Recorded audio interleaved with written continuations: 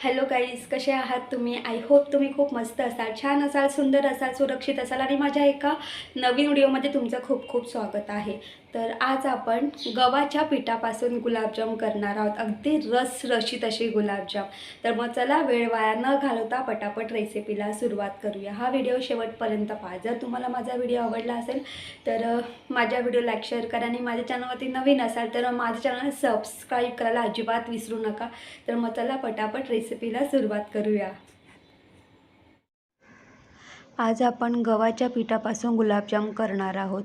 तर पहा, जेव्हाही आपण गुलाबजाम करतो ना, तर गुलाबजाम करताना जर आपण योग्य मोजमाप करून जर आपण साहित्य घेतलं तर आपले गुलाबजाम म्हणजे फुटणार नाही किंवा त्याला तडा जाणार नाही. आणि दुसरी गोष्ट म्हणजे ते पाकामध्ये छान मस्त मुरले जातात. तर पहा, इथे मी वाटीचं प्रमाण घेतलेलं आहे.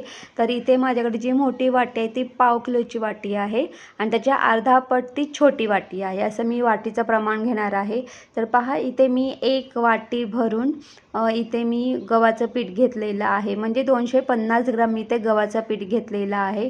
आणि तुम्ही इथं पाहू शकतात, मी एक वाटी गव्हाचं पीठ त्यानुसार मी अर्धी वाटी मिल्क पावडर घेतलेली आहे.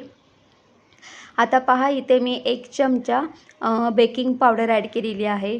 आता बेकिंग पावडर, मिल्क पावडर आणि गव्हाचं पीठ हे सगळं एकत्र एकजीव आपल्याला करून घ्यायचं आहे. आता हे सगळं एकत्र एकजीव म्हणजे मिक्स करून झाल्यानंतर याच्यामध्ये आपण 2 चमचे तूप ॲड करूया. आता हे जे तूप आहे तर हे तूप मी गरम करून रूम टेम्परेचरमध्ये थंड करून घेतलेलं आहे. ते ॲड करूया आणि ते सुद्धा मिक्स करून घ्यायचं आहे आपल्याला. आता पहा, मिक्स करून झाल्यानंतर आपण हे पीठ मळून घेऊया. तर मळण्यासाठी तुम्ही पाण्याचाही वापर करू शकतात किंवा तुम्ही दुधाचा सुद्धा वापर करू शकतात. इथे मी दुधाचा वापर करणार आहे. तर पहा, इथे मी 1 वाटी भरून दूध घेतलेलं आहे.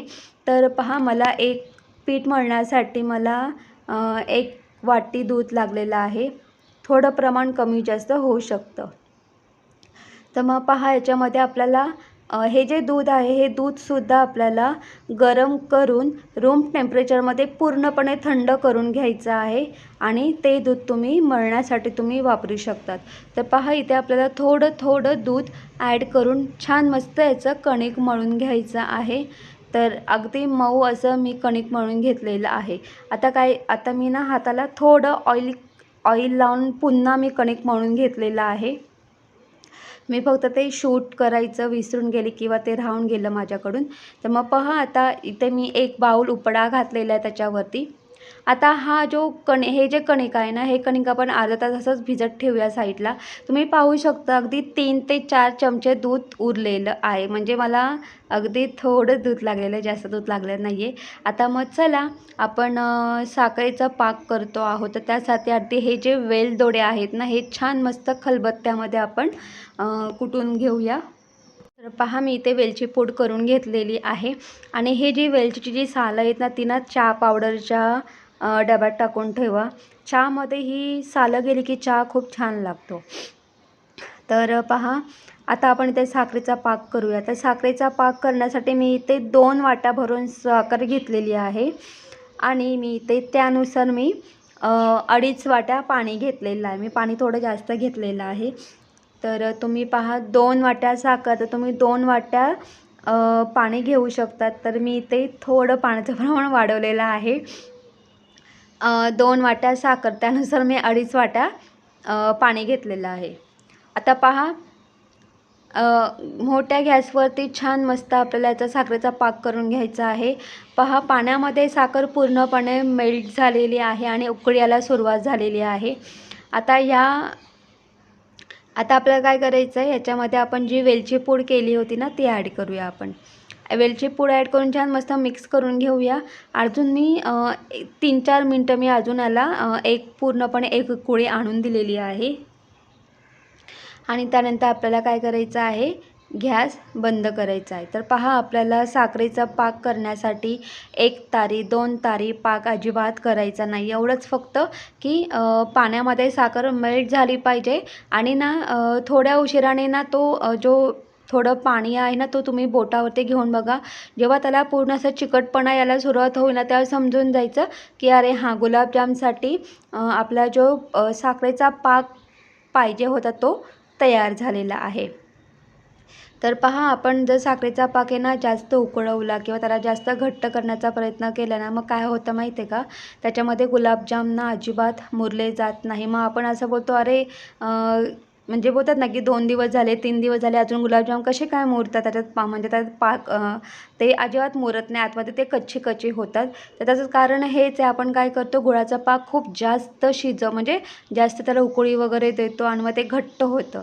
तर त्याच्यामुळे फक्त एक उकळी द्या, फक्त जास्त उकळी देऊ नका आणि लगेच गॅस बंद करा.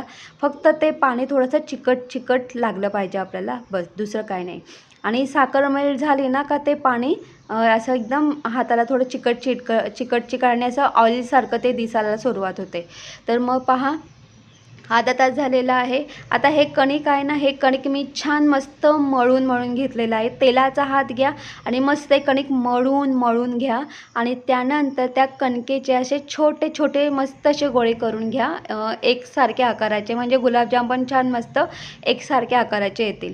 आता पहा, इथे मी हाताला पुन्हा ऑइल लावून घेतलेलं आहे आणि काय करायचं, एक गोळा हातावरती छान मस्त मळून घ्यायचा आहे किंवा तुम्ही पोलपाटावरती सुद्धा हा गोळा मळून घ्या आणि तुम्हाला जसा गुलाबजामला आकार द्यायचा आहे तसं तुम्ही देऊ शकता. तुम्ही पहा, मी ओव्हल शेपमध्ये हे गुलाबजाम केलेले आहेत. मला ना असे गुलाबजाम करायचे होते आणि असे गुलाबजाम मी कधीच केले नव्हते. तर पहा, मी अशा पद्धतीने सगळे गुलाबजाम करून घेतलेले आहेत. तर पहा, आपल्याला तेल गरम करून घ्यायचं आहे. तर पहा, तेल कसं माहिती आहे का, जास्त गरमही नको आणि जास्त थंडही नको, अशा पद्धतीने आपल्याला हे तेल गरम करून घ्यायचं आहे. तर पहा, मी ह्या तेलामध्ये एक गोळा टाकलेला आहे. गोळा खाली जाऊन हळूहळू वरती आलेला आहे. तर अशाच पद्धतीने आपल्याला ऑइल गरम करून घ्यायचं आहे. आता पहा, मी गॅस पूर्णपणे बारीक केलेला आहे. आता हे जे गुलाबजाम आहेत आपल्याला एक करून सोडायचे आहेत.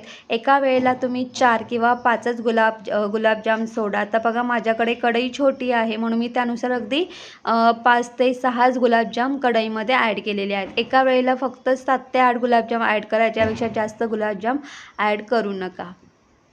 आता हे छान मस्त तेलामध्ये फ्राय होऊन द्या. जसे ते फ्राय होतात तसे ते ना खालून वरती यायला सुरुवात होते, तुम्ही पाहू शकतात. आणि अजून एक गोष्ट लक्षात ठेवा की आपण काय करतो माहिती आहे का, खूप घाई करतो हे गुलाबजाम तळताना. आता मी गॅस बारीकच ठेवलेला आहे आणि मंद गॅसवरती मी हे गुलाबजाम तळायला सुरुवात केलेली आहे. आणि तुम्ही पाहू शकतात की आता या गुलाबजामला बऱ्यापैकी असा हलका असा ब्राऊन कलर येत चाललेला आहे. तर आपण काय करतो की हां, गुलाबजाम हे ब्राऊन कलरचे तळायचे असतात, एवढं आपल्याला माहिती असं म्हणून आपण ते गुलाबजाम ब्राऊन कलरचे होईपर्यंत आपण तळतो. पण एक लक्षात ठेवा, गुलाबजाम तळताना गॅस बारीक करा आणि त्या मंद गॅसवरती गुलाबजाम छान मस्त ब्राऊन होईपर्यंत तळून घ्या. कारण हे जे गुलाबजाम आहेत हे आतूनसुद्धा मस्त शिजले गेले पाहिजेत.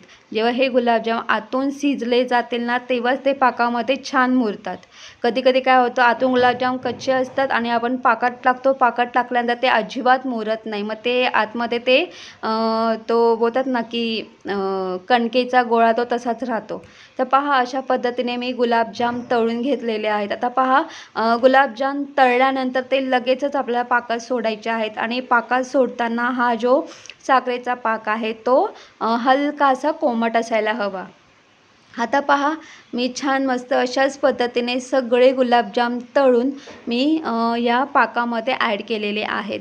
तर पहा, आता आपल्याला काय करायचं आहे, झाकण ठेवायचं आहे आणि झाकण ठेवून 6 ते 7 तास आपल्याला हे गुलाबजाम छान मस्त पाकामध्ये आपल्याला मोरून द्यायचे आहेत. आणि पहा, मी पूर्ण ओव्हरनाईट हे गुलाबजाम या साखरेच्या पाकामध्ये मी भिजत ठेवले होते. आता पहा, दुसऱ्या दिवशी सकाळी आता आपण त्याचं झाकण ओपन करूया. तर तुम्ही पाहू शकतात गुलाबजाम छान मस्त असे फुगले दिसतात मुळात ते साखरेच्या पाकामध्ये छान मस्त मुरलेले आहेत.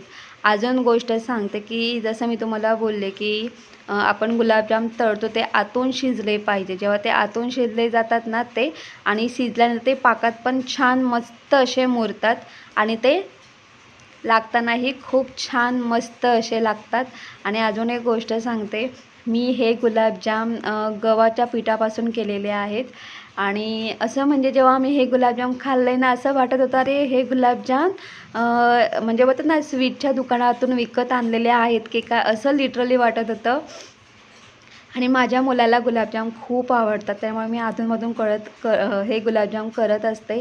तर पहा मी आता हे जे गुलाबजाम आहेत मी तुम्हाला कट करून दाखवते. तुम्ही पाहू शकतात आतमध्ये पूर्णपणे छान मस्त हा पाक मुरलेला आहे आणि गुलाबजाम छान मस्त असे मऊ आणि सॉफ्ट पूर्ण रसाने भरलेले आहेत आणि हे लागताना एकच नंबर लागतात. आणि मी तुम्हाला एवढं सांगते की ना मी आणि ज्ञानेश आम्ही दोघं जेव्हा हे गुलाबजाम जेव्हा म्हणजे एका वेळेला तर मी 2च गुलाबजाम घेतले होते म्हणजे ज्ञानेशला 2 दिले आणि मी 2 घेतले. पण आमचं त्या दोघांवरती ना म्हणजे आम्ही ते 2 गुलाबजाम खाल्ले आणि प्लस रिटर्न आम्ही 4-4, 5-5, 6-6 गुलाबजाम खात होतो. एवढे हे गुलाबजाम छान झाले होते. तुम्ही पाहू शकता अगदी रसरशीत. तर तुम्हीसुद्धा अगदी घरच्या घरी गव्हाच्या पिठापासून तुम्ही असे गुलाबजाम करू शकतात. जसं मी तुम्हाला सांगितलं होतं की तळताना छान मस्त हे आतून पण गुलाबजाम शिजले गेले पाहिजेत आणि आतून शिजल्यामुळे ते पाकामध्ये पण छान मस्त असे मुरतात.